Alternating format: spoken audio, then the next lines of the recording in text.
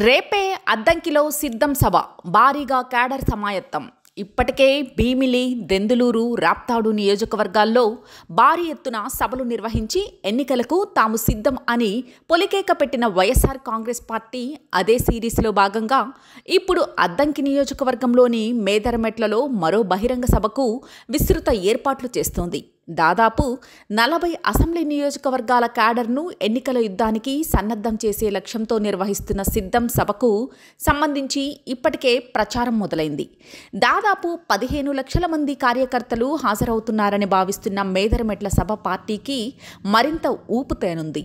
భీమిలి, దెందులూరు, రాప్తాడులలో జరిగిన సభలు రాష్ట్రంలో వైఎస్ఆర్ కాంగ్రెస్ పార్టీ దమ్మును, ప్రజాదరణను తెలియజేయడంలో ఈ 4వ సభ కూడా ప్రత్యర్థుల గుండెల్లో రైలు పరిగెత్తే విధంగా నిర్వహించడానికి భారీ ఏర్పాట్లు చేశారు. లక్షలాది మంది హాజరయ్యే ఈ సభకు పెద్ద ఎత్తున ఏర్పాట్లు చేశారు.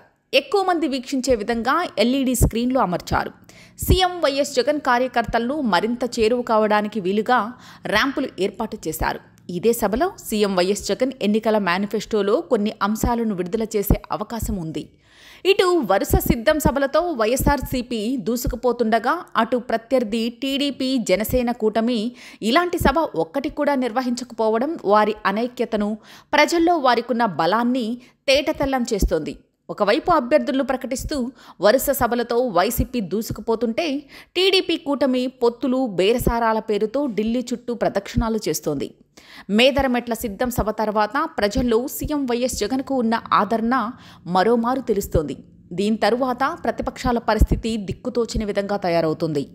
మరోవైపు ఇప్పటికే ఆంధ్రాలో మళ్లీ జగన్ వస్తారనే పాజిటివ్ టాక్ ప్రారంభమైంది. చంద్రబాబు, పవన్, బీజేపీ ఇలా ఎన్ని పార్టీలు కలిసినా జగన్ను ఎదుర్కోవడం అంత ఈజీ కాదని టాక్ వినిపిస్తోంది. అటు సంక్షేమం, ఇటు అభివృద్ధి పథకాలతో అన్ని వర్గాల ప్రజలను ఆకట్టుకున్న వైఎస్ జగన్మోహన్ రెడ్డిని నిలువరించడం కష్టమని ఇప్పటికే టీడీపీ, జనసేన క్యాడర్ అభిప్రాయపడుతోంది.